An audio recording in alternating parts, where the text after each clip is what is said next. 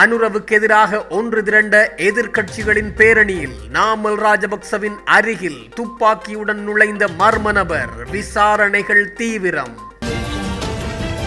போரில் மரணித்த மாவீரர்களை நினைவேந்துவதற்கு தமிழ் மக்களுக்கு எந்த தடையும் இல்லை. கடல் தொழில் அமைச்சர் சந்திரசேகரம் அதிரடி கருத்து. ஜேவிபியின் பொதுச் செயலாளர் டில்வின் சில்வாவுக்கு லண்டனில் பெரும் சிக்கல். வாகனத்தை சுற்றி வளைத்த லண்டன் வாழ் புலம்பெயர் தமிழ் மக்கள். அடுத்த ஆண்டின் தொடக்கத்திலிருந்து அடிக்கடி இந்த அரசாங்கத்திற்கு மரண அடி கொடுப்போம். எதிரணியினர் எடுத்த சபதம். நாமல் ராஜபக்சதான் எங்களின் இளவரசர். ஐக்கிய தேசிய கட்சியின் அதிரடி கருத்து. போரில் மரணித்த மாவீரர்களை தமிழ் மக்கள் நினைவேந்த எமது அரசு எந்த தடையும் ஏற்படுத்தவில்லை என கடற்றொழில் அமைச்சர் ராமலிங்கம் சந்திரசேகர் அறிவித்துள்ளார். அத்துடன் வடக்கில் காணி விடுவிப்புகள் திட்டமிட்டபடி படிப்படியாக இடம்பெறும் என்றும் அவர் குறிப்பிட்டுள்ளார். ஊடகங்களுக்கு கருத்து தெரிவித்த போதே அவர் மேற்கண்டவாறு குறிப்பிட்டுள்ளார். அவர் மேலும் தெரிவிக்கையில், நாட்டை குட்டிச்சுவராக்கிய வங்குரோத்து அரசியல்வாதிகள் இணைந்து ஆட்சியை கலைக்கப் போவதாக கூக்குரலிட்டு வருகின்றனர். நாட்டை 70 வருட காலத்துக்கு மேலாக சீரழித்த வரலாற்றை எமது தேசிய மக்கள் சக்தி அரசு மாற்றி அனைத்து இன மத மக்களும் ஒற்றுமையாக வாழக்கூடிய ஒரு தாய் நாட்டை கட்டியெழுப்பி வருகின்றோம். கடந்த காலங்களில் குடும்பமாக நாட்டை சூறையாடியவர்கள் துரத்தப்பட்ட நிலையில் நேர்மையான ஓர் அரசியல் கலாச்சாரத்தை எமது அரசு முன்னெடுத்து வருவதை சகித்துக் கொள்ள முடியாத கூட்டம் இனவாதத்தை தூண்ட முனைகின்றது. போரில் மரணித்த மாவீரர்களை தமிழ் மக்கள் நினைவேந்த எமது அரசு எந்த தடையும் ஏற்படுத்தவில்லை. கடந்த காலங்களில் நினைவிடங்கள் உடைக்கப்பட்ட, கொடிகள் அறுத்தறியப்பட்ட வரலாறுகளையும் மாற்றி பூரணமாக நினைவேந்தல் உரிமையை வழங்கியது எமது அரசே. நாட்டின் ஜனாதிபதி அனுரகுமார திசாநாயக்க பாதுகாப்பு தரப்பிடம் இருக்கின்ற மாவீரர் துயிலும் இல்லங்களை விடுவிப்பதற்கான அறிவுறுத்தல்களை பாதுகாப்பு அமைச்சுக்கு ஏற்கனவே வழங்கியுள்ளார். அதன் அடிப்படையில் இந்த மாத இறுதிக்குள் சில துயிலும் இல்லங்கள் விடுவிக்கப்படலாம் என்ற நம்பிக்கை இருக்கின்றது. அதேபோல் வடக்கில் காணி விடுவிப்புகள் திட்டமிட்டபடி படிப்படியாக இடம்பெறும். அதில் எந்த விதமான தயக்கமும் இல்லை. அண்மையில் வன்னி நிலப்பரப்பில் இராணுவத்திடம் இருந்த ஒரு பகுதி காணி விற்கப்பட்ட நிலையில் அதனை உரியவர்களுக்கு வழங்குவதில் சிக்கல் நிலை ஏற்பட்டுள்ளதாக அறிகின்றேன். எமது அரசு நாட்டில் புரையோடிய போயுள்ள இன பிரச்சினைக்கான தீர்வு காண்பதற்காக புதிய அரசமைப்பு தொடர்பில் கவனம் செலுத்தி வருகின்றது. அதை பொறுக்க முடியாத சிலர் தெற்கிலும் வடக்கிலும் இருக்கின்ற நிலையில் அவர்கள் ஏதாவது குழப்பத்தை ஏற்படுத்த வேண்டும் என்ற நினைப்பில் இருக்கின்றார்கள். அண்மையில் திருகோணமலையில் ஏற்படுத்தப்பட்ட குழப்பங்களுக்கு பின்னால் இனவாத சக்திகளின் செயற்பாடுகள் இருக்கின்றன என தகவல்கள் வெளியாகியுள்ளன என்றார். அனுர அரசுக்கு எதிராக எதிரணியினர் ஒன்றிணைந்து முன்னெடுத்த நுகேகுட போராட்டத்தில் 5000 தொடக்கம் 7000 வரையிலான எதிரணியினரின் ஆதரவாளர்கள் கலந்து கொண்டிருந்தார்கள். இது அரசுக்கு எதிரான தோல்வியடைந்த எதிரணியின் போராட்டம் என தென்னிலங்கை அரசியல் ஆய்வாளர்கள் குறிப்பிட்டுள்ளனர். அத்தோடு இந்த பேரணியானது நாமல் ராஜபக்சவை ஜனாதிபதியாக்கும் திட்டம் என்பதும் குறிப்பிடப்பட்டுள்ளது. அதற்கு ஏற்றால் போல் ஐக்கிய தேசிய கட்சியின் உறுப்பினரும் முன்னாள் அமைச்சருமான கரின் பெர்னாண்டோ கூறுகையில், இலங்கையின் இளவரசர் நாமல் என கூறியுள்ளார். இந்த விடயங்களும் பெரும் பரபரப்பை ஏற்படுத்தியிருந்தது. காரணம், மிக பெரும் எதிரிகளான ரணிலும் மஹிந்த கட்சியும் ஒன்று சேர்ந்தமையாகும்.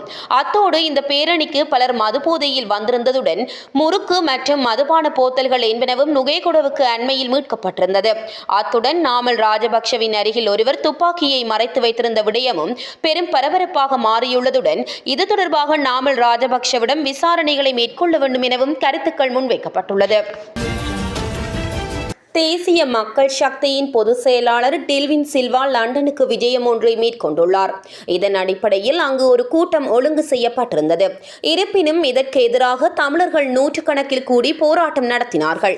திருகோணமலையில் புத்தர் சிலை வைக்கப்பட்ட விவகாரம் மற்றும் சிங்கள குடியேற்றங்கள் அமைக்கப்பட்டமை போன்றவற்றிற்கு மூல காரணமாக டில்வின் சில்வா செயற்பட்டார் என புலம்பெயர் தமிழர்கள் ஒன்று கூடி இந்த போராட்டத்தை முன்னெடுத்திருந்தனர். இந்த நிலையில் அந்த போராட்டத்தையும் மீறி டில்வின் சில்வா கூட்டத்திற்குள் நுழைய முற்பட்ட போது இரு தரப்பினருக்கும் இடையே சலசலப்பு ஏற்பட்டுள்ளது. இதன்போது அவர் உள்ளே சென்றுள்ள நிலையில் அங்கிருந்த தமிழர்கள் வெளிநடப்பு செய்துள்ளதாக தெரிவிக்கப்படுகின்றது. இந்த நிலையில் குறித்த இடத்தில் காவல்துறையினர் அதிக அளவில் குவிக்கப்பட்டுள்ளதாகவும் பாதுகாப்பு அதிகரிக்கப்பட்டுள்ளதாகவும் தெரிவிக்கப்படுகின்றமை குறிப்பிடத்தக்கது. அடுத்த ஆண்டு தொடக்கத்திலிருந்து அரசாங்கம் எதிர்க்கும் வகையிலான எதிர்க்கட்சியின் திட்டத்தை மேலும் விரிவுபடுத்தவும் இதற்காக அதன் நிறுவன பலத்தை வலுப்படுத்தவும் முழு எதிர்க்கட்சியும் முடிவு செய்துள்ளது.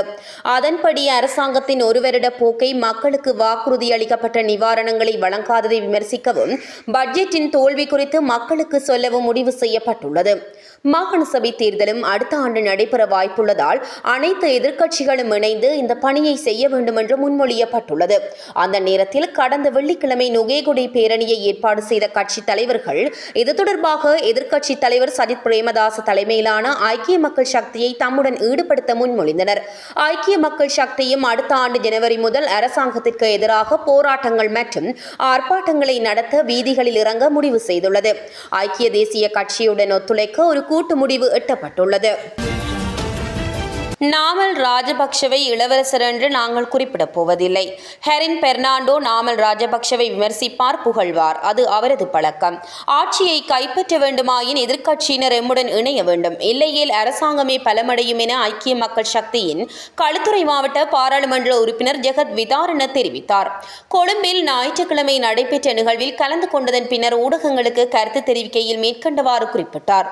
அரசாங்கத்துக்கு எதிரான போராட்டம் வெற்றியா தோல்வியா என்பதை குறிப்பிட முடியாது. பொது கொள்கையை அடிப்படையாக கொண்டு பிரதான எதிர்க்கட்சியான நாங்கள் அந்த கூட்டத்தில் கலந்து கொள்ளவில்லை. நாமல் ராஜபக்ஷவை நாங்கள் இளவரசர் என்று குறிப்பிடவும் இல்லை, அவ்வாறு ஏற்கப் போவதும் இல்லை. அதற்கான அவசியமும் கிடையாது. எதிர்க்கட்சி தலைவரின் தலைமைத்துவத்தில் நாங்கள் செயற்படுகின்றோம். ஹெரின் பெர்னாண்டோ பாராளுமன்ற உறுப்பினர் நாமல் ராஜபக்ஷவை கடுமையாக விமர்சிப்பார், பின்பு புகழ்வார். அது அவரது முறைமை என்பதை மக்களுக்கு நன்கு அறிவார்கள். பொதுஜன பெரமுனவை அதிகாரத்துக்கு கொண்டுவரும் நோக்கம் எமக்கு கிடையாது. ஆட்சி அதிகாரத்தை கைப்பற்ற வேண்டுமாயின் எதிர்க்கட்சிகள் பிரதான எதிர்க்கட்சியான ஐக்கிய மக்கள் சக்தியுடன் ஒன்றிணைய வேண்டும், இல்லையேல் அரசாங்கம் தான் பலமடையும் என்றார். இலங்கையில் இன்று முதல் பயணிகள் பஸ்களில் பயணிக்கும் போது பயணச்சீட்டுகளை கொள்வனவு செய்வதற்கு வங்கி அட்டைகள் மூலம் பணம் செலுத்தும் வசதி வழங்கப்படவுள்ளதாக போக்குவரத்து அமைச்சு தெரிவித்துள்ளது. இதற்கமைய இதன் ஆரம்ப நிகழ்வு இன்று காலை மாகும்பர பல்நோக்கு போக்குவரத்து மத்திய நிலையத்தில் இடம்பெறவுள்ளது. பஸ் கட்டணம் செலுத்திய பின்னர் மீதி பணத்தை திரும்ப பெறாதது போன்ற பிரச்சினைகளுக்கு தீர்வாக வங்கி அட்டைகள் ஊடாக கட்டணம் செலுத்தும் வசதி அறிமுகப்படுத்தப்பட்டுள்ளது. டிஜிட்டல் அமைச்சு மற்றும் போக்குவரத்து அமைச்சு இணைந்து இந்த புதிய முறையை நடைமுறைப்படுத்துகின்றன.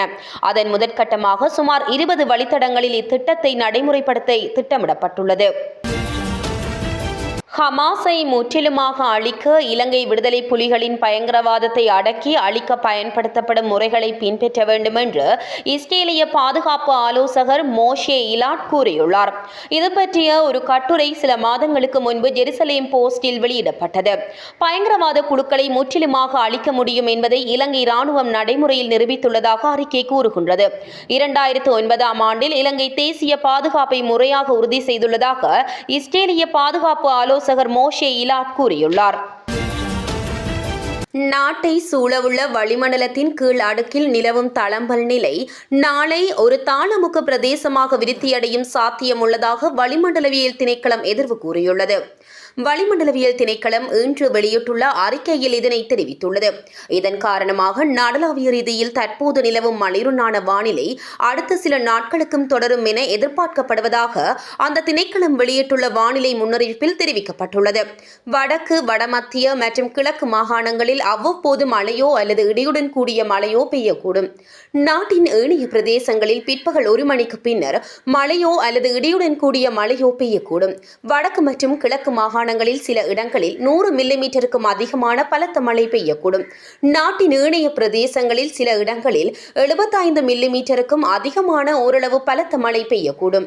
இடியுடன் கூடிய மழை பெய்யும் வேளைகளில் தற்காலிகமாக வீசக்கூடிய பலத்த காற்று மற்றும் மின்னல் தாக்கங்களினால் ஏற்படக்கூடிய விபத்துக்களை குறைத்துக் கொள்ள தேவையான நடவடிக்கைகளை மேற்கொள்ளுமாறு வளிமண்டலவியல் திணைக்களம் பொதுமக்களை அறிவுறுத்தியுள்ளது.